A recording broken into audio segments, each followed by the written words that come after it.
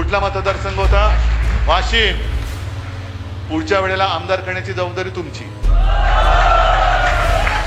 आतापासून तयारीला लागा. त्यांना पायदळीत तुडवून त्यांच्या उरावरती भगवा रोवून पुढे जाणारा मी आहे. फक्त प्रश्न आहे तुमचा, कारण हा जो राग आहे, हा जो उद्रेक आहे, हा या गद्दारीला, या यवतमाळ वाशिम मतदारसंघाला यांनी ज्यांनी कीड लावलेली आहे, त्या किडीला गाडून किंवा गाडल्याशिवाय स्वस्थ बसायचं नाही ही शपथ तुम्ही घेणार असाल तर मग पुढच्या वाटचालीला अर्थ आहे. नाही तर जमलात सगळे, इकडे तुडुंब भरले, तिकडे तुडुंब भरले, बाहेर लोक उभी आहेत, रस्त्यात लोक उभी आहेत, पत्रकार मध्ये विचारतात. तेवढ्याला अर्थ नाहीये.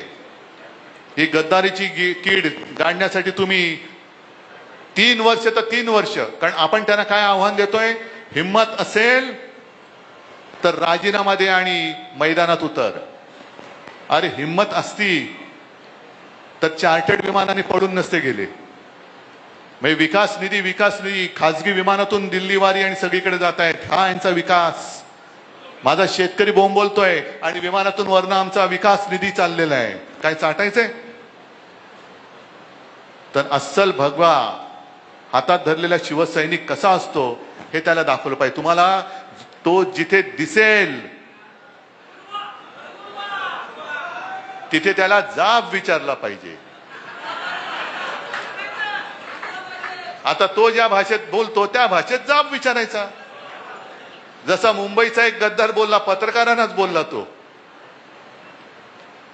ज्याची जशी भाषा आणि ज्याचं जसं कृत्य असतं तसा जाब कसा विचारायचा तो मी आत येताना नितीन भाऊ तुम्ही सांगत होता.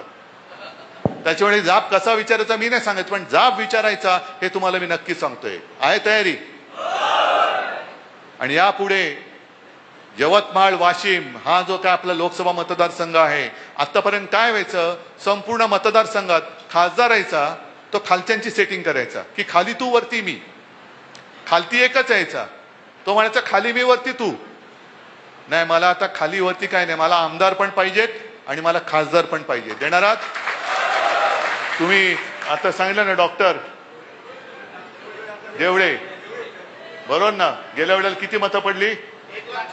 1,04,000. कुठला मतदारसंघ होता? वाशिम. पुढच्या वेळेला आमदार करण्याची जबाबदारी तुमची. आतापासून तयारीला लागा. निवडणुकीसाठी जी मांडणी करायची, जी बांधणी करायची ती करत राहा. आणि त्याच बरोबरीने हा गद्दार जिकडे फिरेल तिथे त्याला जाब विचारत राहा. सगळ्यांना धन्यवाद देतो.